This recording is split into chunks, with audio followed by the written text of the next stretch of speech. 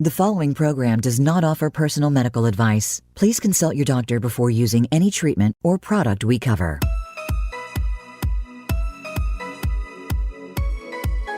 Welcome to Go to Health Radio with your host, Jonathan Marks.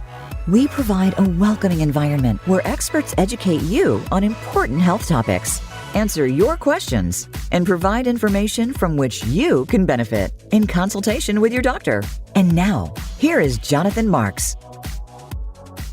Hey, everybody. Welcome back to Go to Health. My name is Jonathan Marks, as you know, and I'm so happy to have you with us today. Today, we've got a wonderful presenter, good friend of mine, and the title of our segment today is Turning Burnout into Joy, Enhancing Personal Resilience. This is such a huge topic these days with all the stress of the getting over the pandemic and now the new fighting in Ukraine. And it's just a very trying time for so many people. So I thought of bringing on my good friend, Dr. Mamta Gautam, and she is the principal of peakmd.ca. That's Peak, P-E-A-K, md.ca in Canada. So we're going to be talking about three different things in our segments today. First is physicians and the pandemic, the impact of COVID on physicians and especially women physicians. And it's so appropriate after International Women's Day recently. The second segment will be passion, patience, and persistence, and Dr. Gautam's leadership journey to taking care of her physician colleagues. And the third one, which I know is going to be relevant for all of us, is turning burnout into joy, Dr. Gautam's 5 C's framework for resilience with tips for enhancing personal resilience. So let me introduce Dr. Gautam. Dr. Mamta Gautam is an internationally renowned psychiatrist, consultant, certified coach, author, and speaker. She's based in Ottawa, Canada. She's focused on professional health and well-being since 1990. She is a trailblazer in this field and is known as the doctor's doctor. In the past 2 decades, she's expanded her work to include leadership development to better address system-level factors that impact the wellness of all healthcare workers. She's created podcasts and videos on these topics and authored articles, book chapters, and 2 international best-selling books. She brings this knowledge and expertise to Peak MD, that's PEAKMD.ca, through which she delivers keynote presentations and workshops, consults to healthcare organizations, and coaches senior medical leaders internationally. She's committed to advancing diversity in medicine and facilitates leadership development for women in medicine. And she's developed and co-leads Momentum, a 6-day retreat for women in medicine, and recently founded The Raft, an accredited online platform for leadership development, peer support, and community for women physicians. She's the recipient of numerous prestigious awards for her innovative work to support and mentor her healthcare colleagues, and has been awarded distinguished fellowships in both the Canadian and American Psychiatric Associations. Welcome to the show, Mamta. How are you today? Thank you so much, Jonathan. I'm great. And I have to tell you, it is such a privilege, such an honor to be here on the show with you today. Good. I'm glad. I want to add to this. We are dedicating this show to a beloved colleague of both Mamta's and mine, Dr. Lee Lipsenthal. And he was really a spearhead physician in developing programs for physician wellness. He wrote a wonderful book called Enjoy Every Sandwich, which I highly recommend you read. It's really about getting through challenges in life. It's called Enjoy Every Sandwich. So, doctor, let's talk about physicians in the pandemic. What have you seen physicians go through, the impact of COVID on them, and especially women physicians? Let's talk about that first. Okay. Yeah, thank you so much. And I want to start by thanking you also for dedicating this to Lee. He was such a warm, compassionate colleague, and a lot of the work that I have done certainly has built upon his mentorship. And so this is very meaningful to me. Thank you. You know, while I'm focusing on my physician colleagues and healthcare workers, obviously all of us have felt this pandemic and the impact of this. And so you will see that a lot of what I'm talking about will probably, reflect in your own experience as well as resonate with you personally. But these 2 years, can't believe that we're saying 2 years, have been what we call, living in a VUCA world, where VUCA stands for volatility, uncertainty, complexity, and ambiguity. And we're certainly all of us experiencing that. I remember at the very beginning, I do a fair number of presentations, and I remember coming home in, March of 2020 and thinking, all of my next, 30 presentations are canceled. What am I going to do? And so what I did was thought, well, I have a bit more time. I'm going to do what I do best as this pandemic approaches, which is really support my colleagues in this. And so I just tweeted out that I was going to hold this daily Zoom call every day at 4:00, which was consecutive for several months on a daily basis. And so a lot of what I'm going to share with you is what I've heard firsthand from our colleagues. And I think, the healthcare system itself is really pushed to the brink. There was many, many times throughout this, the surge in patients, the shortages of staff, but realistically, we're all tired. I want to highlight a few of the more common concerns that I've had and that I've seen in my colleagues, but again, applicable to all professionals and all members of the community as well. The first one is burnout, right? Burnout is this, it's very much a work-related syndrome where basically the demands of the workplace exceed the resources. So we are being asked to do much, much more than we actually have the ability or time or energy to do.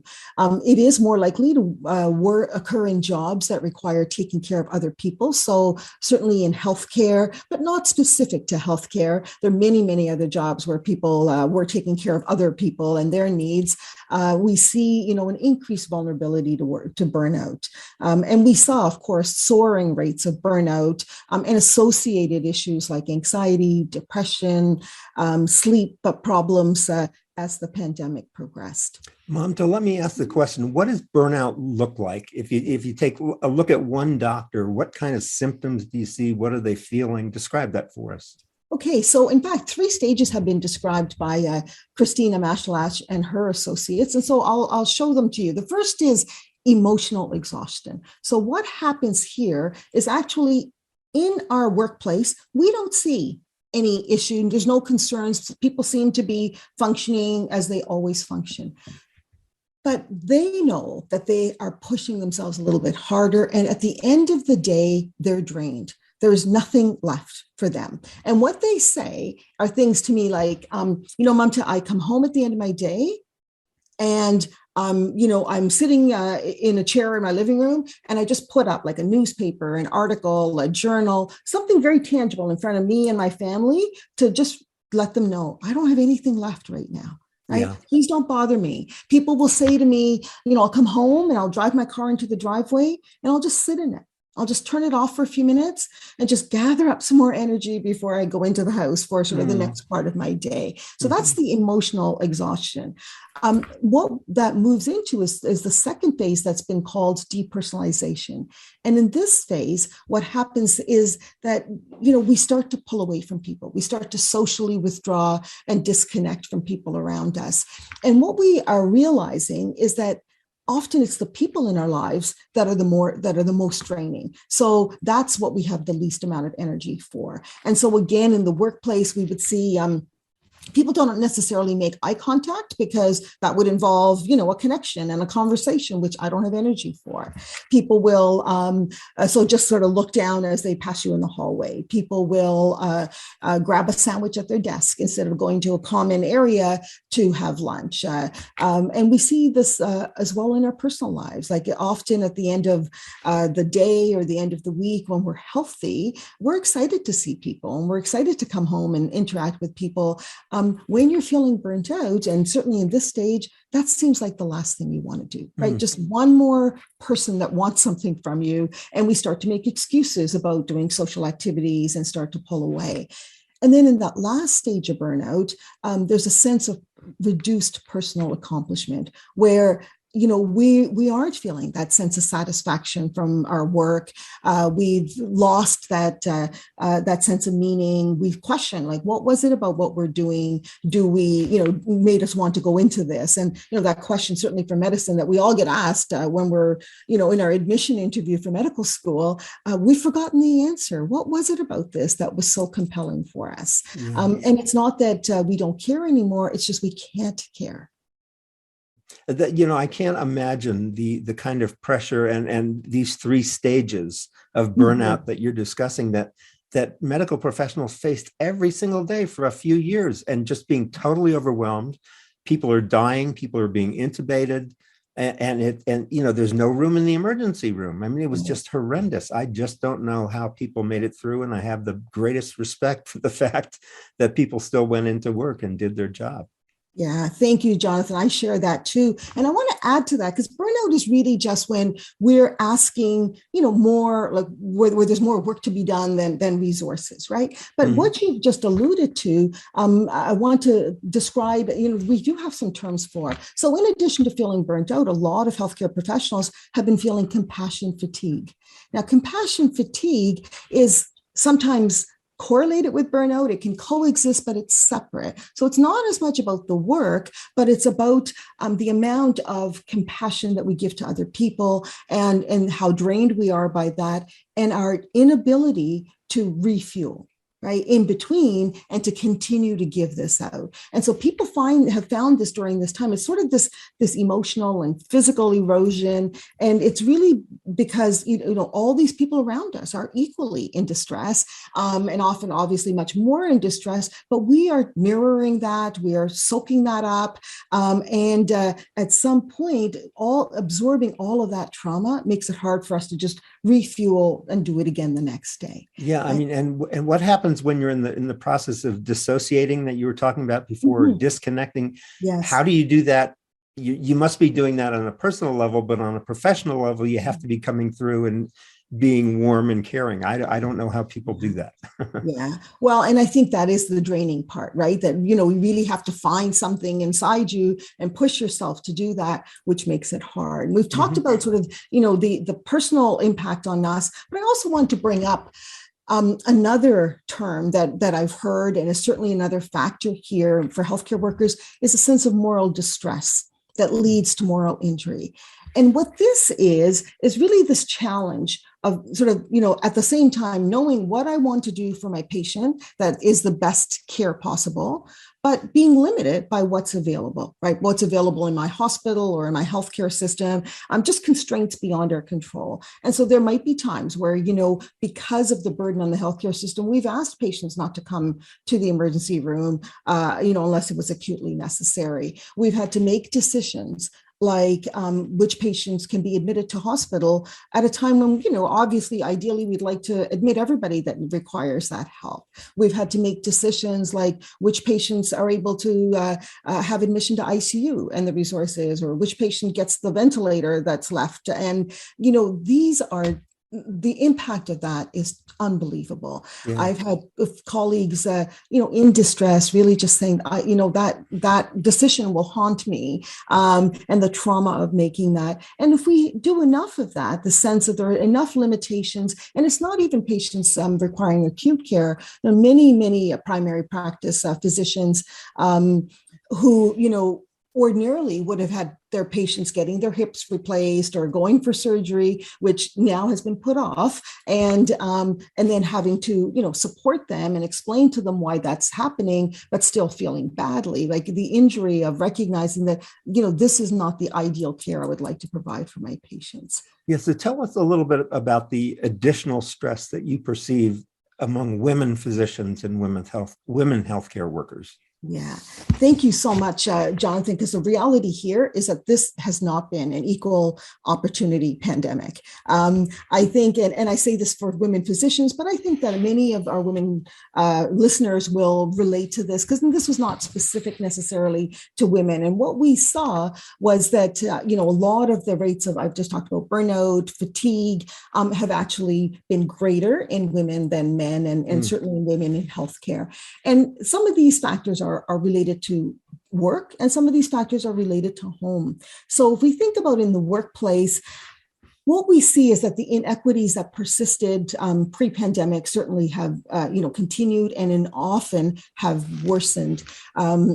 Where some of the issues have been things like increased workload.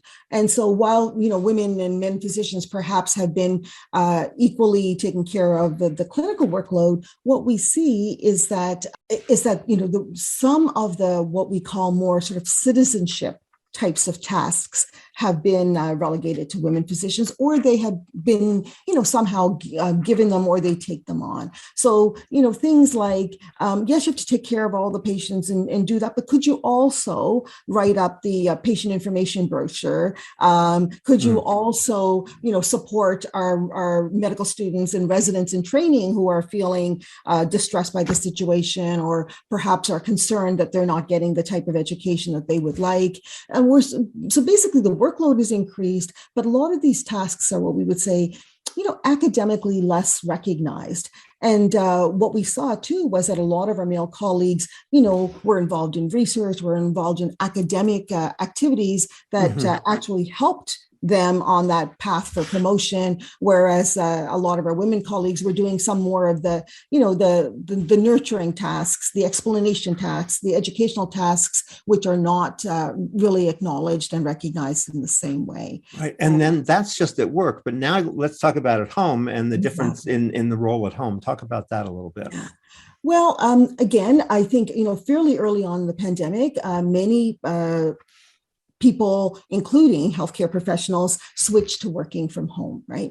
And so the working from home, and for us in healthcare, some of that was like seemingly overnight. We're, looking at doing virtual care, which again, a very steep learning curve. But as there were restrictions in the community, we're also having, our children at home while we're trying to do a full days of work, and we're then, of course, homeschooling. So we are not just, our professional role, but we're also the teacher. We're also the IT tech for our kids. We're also their social connections and their social conveners as much as we could at a time when, because of the limitations, our usual resources were limited, like school, daycare, grandparents. We had little or no access to any of that. And I think as well, we're looking at, women have always, whether they work outside the home or not, have had the bulk of the housekeeping and the childcare responsibilities. And so now it's not just childcare, but also child schooling and the housekeeping responsibilities as well. Certainly when we were looking at not just the children that are in the home now, but also our extended family, and often, older parents who were more at risk, and certainly earlier in the pandemic when they were not vaccinated, and our concerns were more about them. And so then again, often fell to the woman professional to, on top of everything else, make sure they had their groceries and their meals and, got to appointments and everything else as well. So we've been talking with Dr. Mamta Gautam, MD. She works in physician wellness. Her website is PeakMD, that's PEAK, peakmd.ca. And in this first segment, we've really talked about the impact of COVID. And as you were talking, Mamta, I was thinking it's really like being in the valley of the shadow of death. And what I want to, encourage the audience to stay with us, because in the next segment, when we come back, we're going to be talking about passion, patience, and persistence, Dr. Gautam's leadership journey to taking care of her physician colleagues and also herself.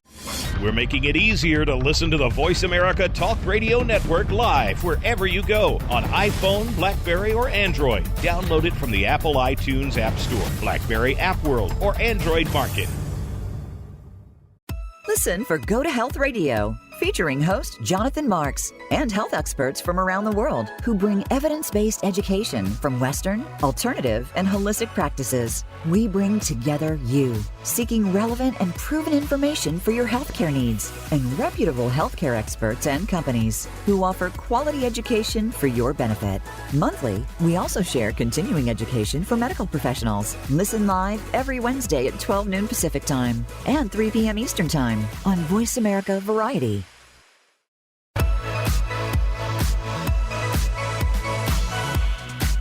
You are listening to Go to Health Radio. To reach Jonathan Marks or his guest expert on the live program, call in to 1-866-472-5788. That's 1-866-472-5788. You may also send an email to jonathanmarks@gotohealthmedia.com. Now, back to this week's show. Okay, this is Jonathan Marks. Welcome back to Go to Health. Today, we're talking about turning burnout into joy and enhancing personal resilience. We're talking with Dr. Mamta Gautam. She's the principal of peakmd.ca. That's peakmd.ca. So Mamta, share with us your journey. How did you get into this field? You were trained as a physician, as a psychiatrist. How did you get into this field of resilience and turning burnout into joy?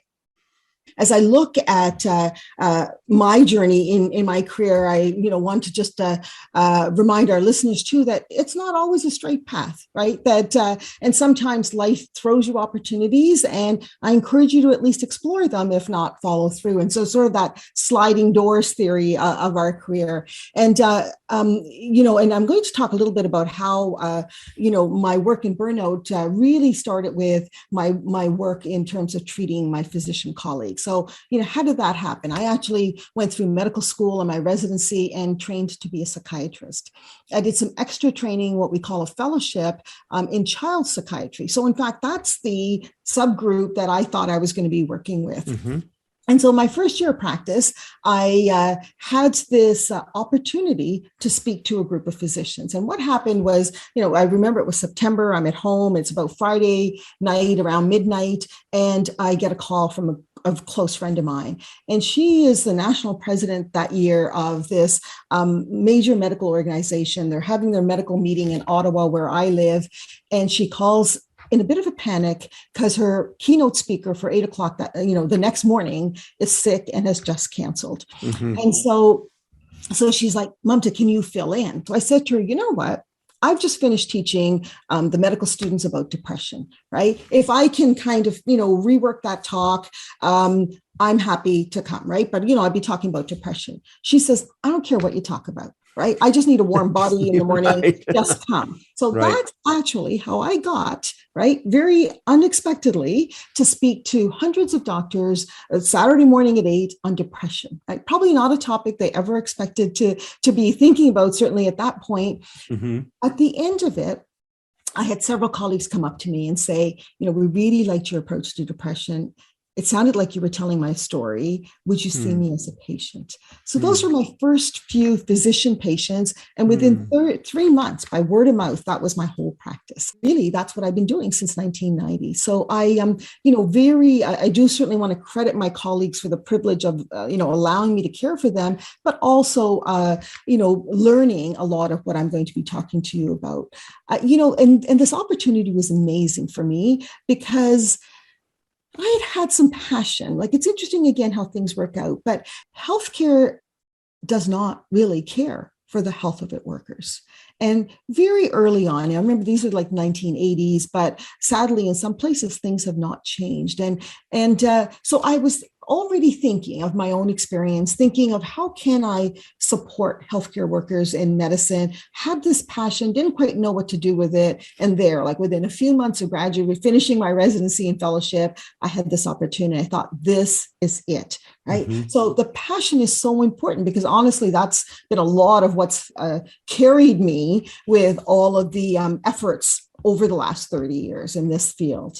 So tell me about patience and persistence. Right. Well, so that's what 30 years was all about, right? And lots of patience for it to move this. I have to tell you, I could clearly see, if, it takes me 3 months to have a practice full of physicians who need support, who are experiencing a lot of stress, burnout, anxiety, depression. I'm thinking, this is real, right? This is not something I've ever thought about and no one's ever talked to me about. And so then I started to talk, right? I started to talk to colleagues. I started to talk to major medical organizations. And I have to say, at the time, there was no real interest in this, right? There was interest. People were very polite, but there was very much this is important, but there are lots of other priorities we have right now. And there was also a sense of, I'm not really sure we want to be talking about this, right? We don't want to be having, to talking about this openly and having the public feel that, oh, gee, like your doctor is not well enough to take care of you. And I said, well, that's not really the message. I mean, really, the fact that your doctor acknowledges that, they need some care and actually goes out to seek it makes them more likely to be a better doctor for you, right? And clearly we see better physicians lead to better care for patients and the community. And, but, that was a very difficult message. And what I realized was that I'm not really, what I'm doing is trying to change culture, which is not something we do overnight. And so there were, a few of us talking about this, trying to raise awareness, trying to look at what we could do about this. And so I cannot tell you how many times we had those kinds of conversations. People were very interested, but really unwilling or unable to do anything about this. Again, back we're talking about in the 90s. And then I have to say that, some of my patients would say, this has been life-changing for me. Would you come and speak at our grand round? So I started to do presentations in smaller forums within the hospitals. We had a very high-profile colleague that was well-respected, had multiple awards, even in the past year. Had a very serious suicide attempt. And he ended up as a patient in our ICU. Not something that we could ignore, right? And so at the time, we had a dean that was very compassionate who reached out to me and said, Mamta, I know that you are treating colleagues in the community. Can you come help us? We're going to put together a task force to try and address exactly what the issue, what the extent, the scope of the problem is, and what we can do to address it. And then that task force really turned into our setting up the first faculty wellness program in the Faculty of Medicine for physicians.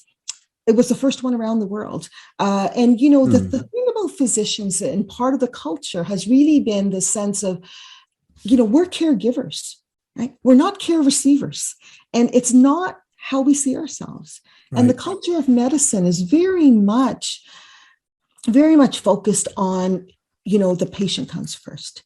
And as physicians, we learn and it's reinforced that we, put our own needs aside and focus on what our patient needs. And we learn to delay gratification over and over, and not just for the moment, or for the day or for the week, but sometimes over years. And it's so important. I mean, you're raising such a good point. Physicians are people too. Yes. And what you were saying before, having a weakness is part of life, and confronting that weakness, dealing with that weakness is really a point of strength. And when you can confront and address a problem you're having and improve it, that's not weak, that's strength and resilience. And that's what's so important. And I'm so glad to hear that there's been this move to say, hey, physicians and healthcare workers are people too. They need to be taken care of as well. And we as patients can acknowledge that. Right. And I appreciate, your reframing of this as a strength, because it takes a lot of courage. And certainly in the current culture, there is a lot of stigma about mental illness, and even more so within medicine. And very, very important for us to just acknowledge that and to start to address this in a proactive way. I also want to say that, it's not just a few people that are vulnerable to this or that are weak in some way. But what I've seen over the years is that you can take any highly functioning person and push them and push them and push them into what for them, right, is an unhealthy environment, and they're going to become unhealthy. Right? And so it's so important for us to recognize that none of us are immune to this. We all have our point, whatever that is. And then at some point, we start to become unwell and even ill. Where are we today in terms of the healthcare system taking care of its own? How far have we come? Yeah. So, I am delighted to see the changes. And this is, part of the persistence. You just, wait, that this idea that you're passionate about is so important. So you patiently wait and you persist. You keep talking to everybody you can, as many times as you're, like today, even, just because you cannot say this enough. So where we've moved to, I think, is, we have address some individual things. We have started to shift the culture where we're acknowledging that this is an issue. And more importantly, it's not a negative issue. It's just a fact. As you said, doctors are humans too. And we see some really good research that has helped to support what we know intuitively, that healthy doctors lead to healthy patients and healthy communities. And we're starting to build sort of a business case for ensuring that physicians are healthier. And I would say the last 10 years, we've seen some robust research in this area, some good data that really supports the need for this, and we're seeing a good response. And one of the things we see is that there are multiple layers. We do have to address the individual factors. Mm-hmm. We'll talk about personal resilience. We are looking at how we shift the culture, but there's also some system level factors that, that just the way healthcare is, what doctors are asked to do, and the supports or lack thereof that they have to do this. And so, we're looking at organizations now addressing system level factors as well. And one of the biggest things we see is a lot of organizations starting to embrace the idea of a physician, like a chief wellness officer at a healthcare organization, nice. Which really puts this, in the C-suite, which means that decisions that are made throughout the organization will also be looked at in terms of how does that impact the wellness of the healthcare workers in this organization. We're talking with Dr. Mamta Gautam. She is an MD psychiatrist. She specializes in physician wellness, and her website is at peakmd.ca. That's peakmd.ca. Stay with us. We'll be right back with Dr. Gautam. And in our next segment, we'll be talking about turning burnout into joy, what we do with all this stress, and how we react to that productively. We'll be right back. Think you've seen everything there is to see in online television? Let us surprise you. Visit voiceamerica.tv today for sports, health, business, and more on demand 24/7. Listen for Go to Health Radio, featuring host Jonathan Marks and health experts from around the world who bring evidence-based education from Western, alternative, and holistic practices. We bring together you, seeking relevant and proven information for your healthcare needs, and reputable healthcare experts and companies who offer quality education for your benefit. Monthly, we also share continuing education for medical professionals. Listen live every Wednesday at 12 noon Pacific Time and 3 p.m. Eastern Time on Voice America Variety.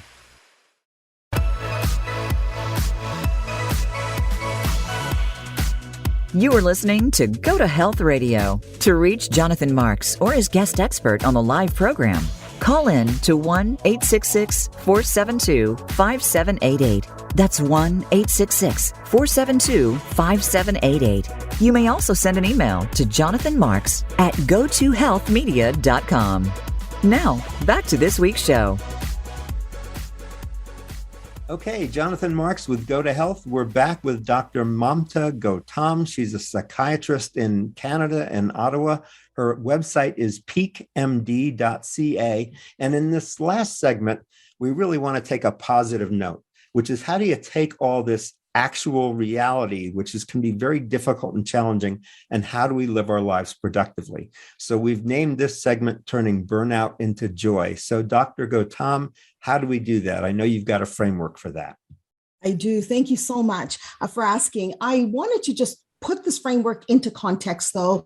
I think that it's really important for all of us to remember that resilience and our well-being is a shared responsibility. It's the responsibility shared by the system in which we work, as well as the culture that we live and play, within, and us as individuals. And a lot of times people feel like, and certainly I think,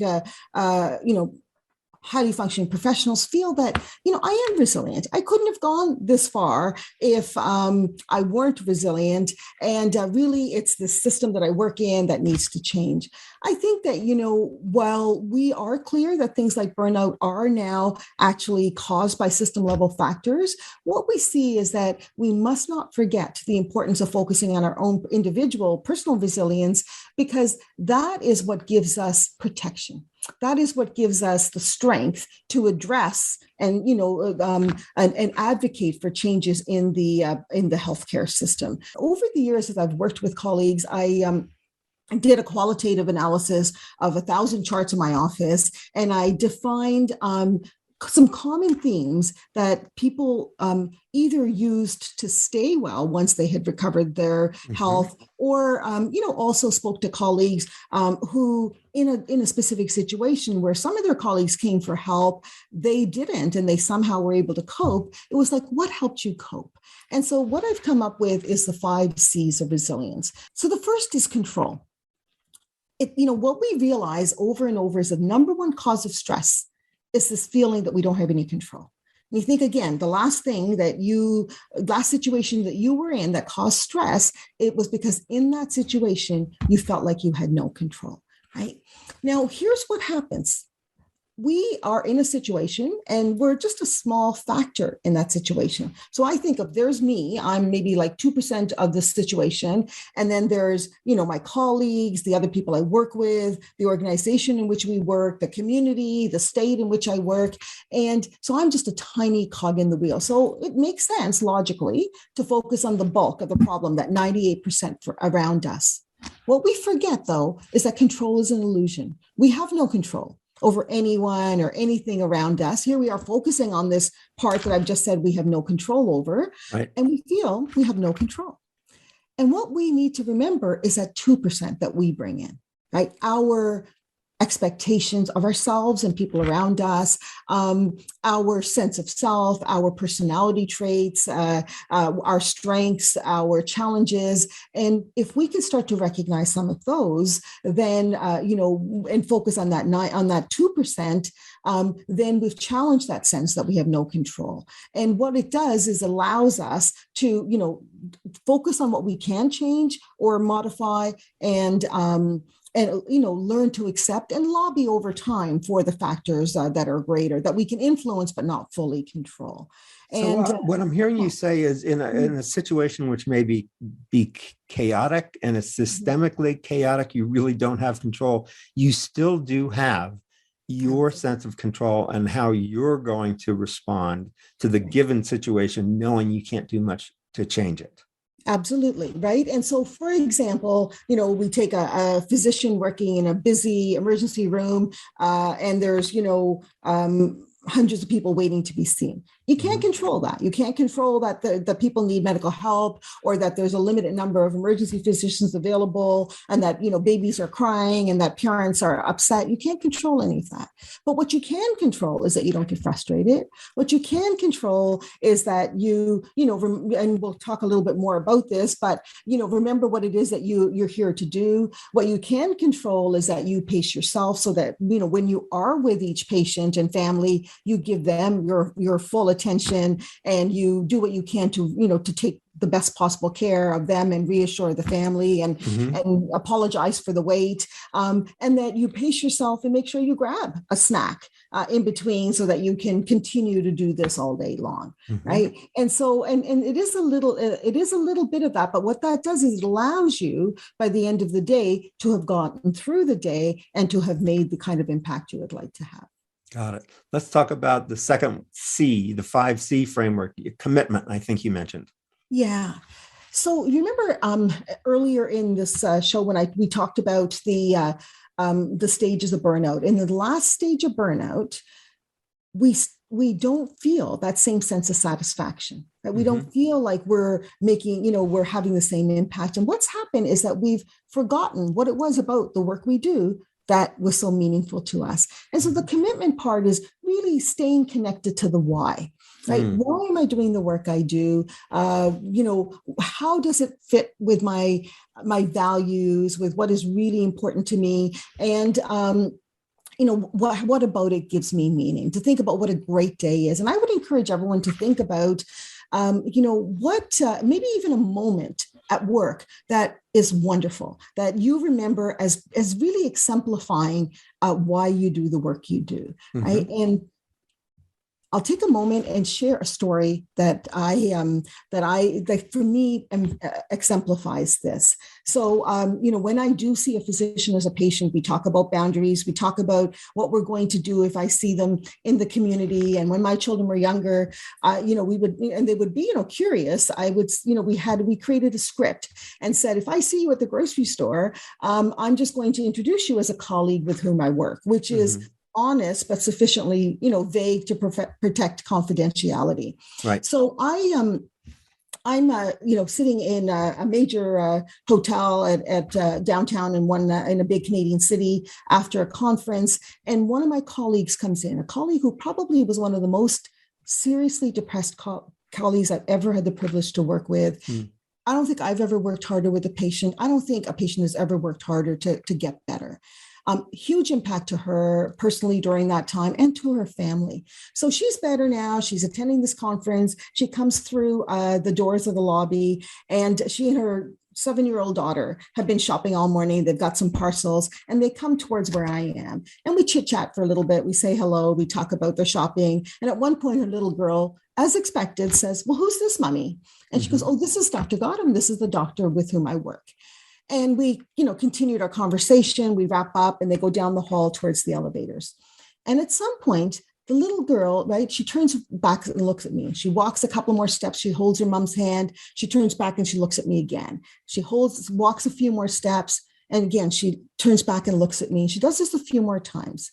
At one point, she lets go of her mom's hand. She comes down the hall towards me and she says, "Dr. Gautam, I know who you are. Thanks for giving my mom back to me." Oh my God. Wow. That is why I do the work I do. Oh, boy, that's so worth it. That's my commitment. Oh, well, that's wonderful. That's a beautiful, beautiful story. Oh, great. But we all have a story. And, Yes. sometimes in the middle of our stress, it's hard to remember. So I encourage people to think of what that story is when they have time, to make the time to journal, to reflect, so that that sense of commitment is available to them when they start to question what they're doing. Great. So let's talk about the third C. So far, we have control and commitment. The next one's connection. Right. None of us can do this alone. So what we need are these caring connections around us. From my child psychiatry days, a really critical concept is that of a holding environment. And what that means is, when we have children, we hold them. We hold them in our arms, we rock them, we take really good care of them, we anticipate their needs and we meet them. And we're there for them. And children know that. They learn to trust. And that's what allows them to crawl away and crawl back, knowing we're still going to be there, or go off for first day of, school, knowing we're going to be home when they come back, or off to first day of college in another city, trusting that we're going to be there for them. And this holding environment is a really important concept because it's not just for children. And so what I want you to think about is, how do you create this holding environment for colleagues at work? Right? In your workplace, in your department, how do you make your colleagues feel held? How do you make them feel that you're there for them and you've got their back? And again, throughout the pandemic, we've seen an increase in things like buddy system programs where, each person has a buddy. Either you assign one or you are assigned one, but really one person that you check in with every day that is there for you. And there are variations of that kind of buddy system that we see have crept up throughout the hospital, throughout different organizations, and encouraging people to stay connected to their work, to critical people in their workplace that they feel support them. And I also just want to remind us of the importance of staying connected, not just to people in the workplace, but also to the people in their personal lives that support us. Making sure, again, that we create that same kind of holding environment with our partners, with our family, with our extended family, and our friends as well. And that's never been more important than now through the pandemic, when, our ability to see them sometimes or travel with them, which was part of how we managed our stress in the past, just not available to us. I just want to make a point here. You talked about control before, and I think there's a connection between control and connection. And what you've just said is that it's our responsibility to assure that there's connection either in our home life or our social life or our work life, that we've got other people's backs. And that's something we can control regardless of how we're feeling. That's absolutely true. And what you'll see is that it's one of those reciprocal things, right? That the more we reach out to people, the more that they're available for us as well, right? And that, I've seen a lot of relationships and friendships, certainly with the restrictions, be a little bit more limited through the pandemic, but I've seen a lot more actually be strengthened as people focus on these connections. Right. Okay. Number 4, the fourth C, calming. Let's talk about calming. Okay. So, when people are stressed, they can be irritable. They can be, sometimes they can be negative. They can be critical. They're, none of us are at our best. And again, as this pandemic has continued, we've seen even more of that, whether it's in the community or in the workplace. And over the years, I used to help people talk about calming techniques. And we would think about things like breathing exercises, relaxation techniques, mindfulness, meditation, spirituality, gratitude, passive and active relaxation exercises. And these were all really wonderful. And what I see over the years, though, is colleagues telling me, Mamta, that's great, but I'm not that calm yet, right? And I started to realize we needed to do something else. So I'll share with you what I call the ABCs of calming. So the A is allow it. Like when you're upset, allow it. Now, you don't want to be lashing out to everybody. You want to find a private place where you can, just have that feeling, feel it, kind of even lean into it. And what we think is maybe like 20 minutes is all you need to have it, to experience that feeling, to process it, and to put it back into perspective, right? So, allow it. If you have a safe person, what I call a vent buddy, sometimes, find somebody that you can vent to. Again, 20 minutes, longer is not more beneficial to you or to them. And of course, be available back to them as well. So important to just recognize, this is the feeling I have. Every feeling you have is okay. It's what you do about it and how you act on it that makes it okay or not. So allow it in a safe way. The B, because again, people would say, that's great, but you know what? I'm still all revved up. So the B is burn it off. And I had a mentor in psychiatry that said to me, emotions need motion. You need to kind of move your body in some way, and just the emotions can then flow through more easily. And so, in this context, to think of, if you, the importance of exercise, but even if you're not exercising in a rigorous way, what about just going for a walk? Or what about just putting on some music and dancing in your kitchen, right? But just move your body in some way and imagine those emotions flowing. And then you're maybe a little bit more able to use the C, which are those calming techniques that I spoke about earlier. Good. All right. So the fifth one and final, the 5C framework from Dr. Mamta Gautam. It's control, commitment, connection, calming, and the final one is care for self. And as you talk about that, I'd like you to also mention setting boundaries, because I'm sure, as you said before, physicians are made to help, but you can't help if you're not in a good space. So how do you care for yourself? Yeah, that is, the hardest one. I put that at the end, kind of when we're running out of time, because that's what we do, right? We mean to get to this, but, we keep putting it off. And it's what I call the brain-heart gap, that in our brains, we know, this is not rocket science. This is what we would tell our best friend or another colleague who's struggling, but we don't always give ourselves in our heart the permission to do this, right? So that's the gap that we're trying to fill. Most of us know what these strategies are, right? It really is about, some of the basics, like making sure we eat properly, we sleep properly, we exercise. It's about some of the things we've talked about in terms of staying connected to people, making time for that, finding some hobbies, really unplugging, right? Setting those boundaries and just creating some space where we know that we're not responsible for anything or to anyone, right? Those are rare moments for most working professionals, including healthcare workers. And so important to do that. The number one reason we don't do that is guilt. Right? We feel too guilty. We're so responsible and we feel too guilty. And so, my rule for responsible people is if there's something you're thinking about doing that makes you feel guilty, but you know what's going to help you feel better, it's the very thing you should do. Now, of course, you can't quote me in a court of law, but realistically, if it were illegal or unethical or irresponsible or immoral, it wouldn't even have come up to the top as an actual thought. Right. So if you're thinking of it, do it. I think that we often see self-care as selfish, right? And there's always so much else that we can do. And in fact, what we're seeing is more and more research that shows that just taking a little bit of time and really reframing the selfish part to being an investment, right? Investing in ourselves actually allows us to be much more available to everybody around us who's counting on us. In fact, then taking care of yourself first is probably the most unselfish thing that you can do. Because that way you can take care of other people. Absolutely. So we've covered the 5 C's of Dr. Gautam's framework for resilience. It's control, commitment, connection, calming, and care for self.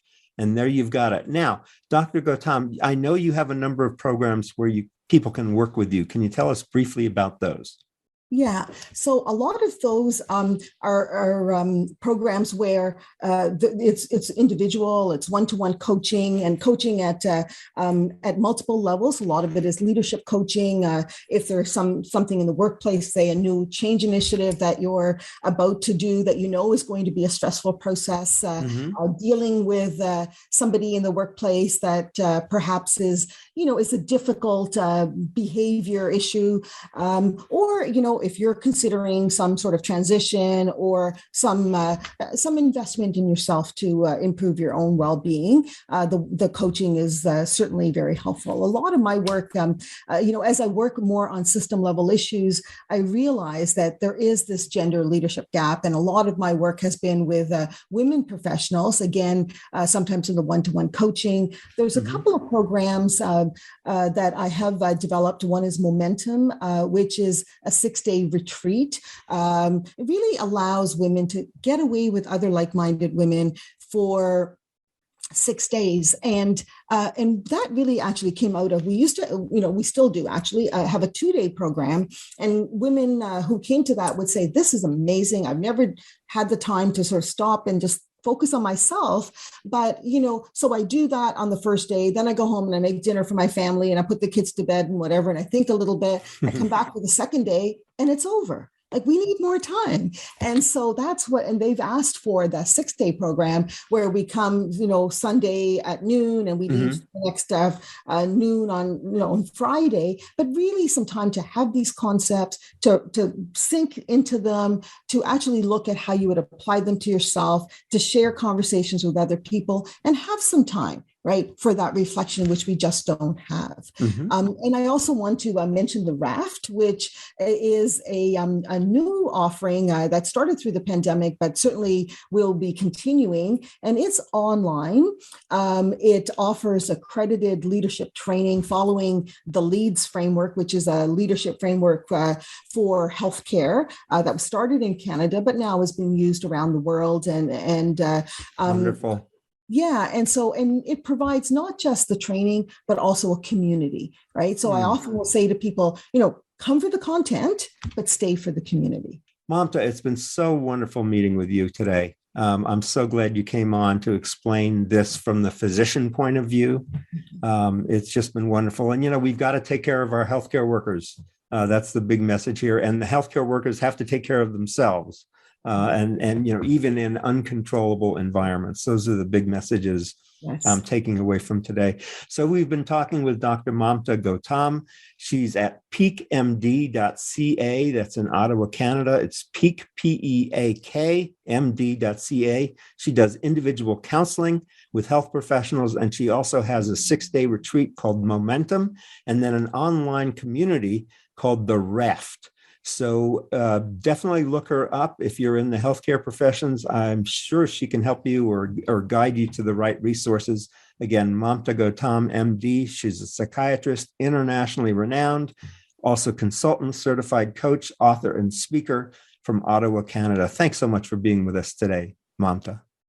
Thank you so much. It's been a real pleasure. Good. And again, we are dedicating this to a very dear friend of both of us, Dr. Lee Lipsenthal, who died a number of years ago, but he really helped with Mamta spearhead this whole program of physician wellness. So take care, everybody. This is Jonathan Marks with Go to Health. You can visit us online at gotohealthmedia.com. You can watch us on 7 podcast networks and, of course, listen to us on Voice America. Take care. We'll see you again next week. Have a good week, everybody. Bye-bye.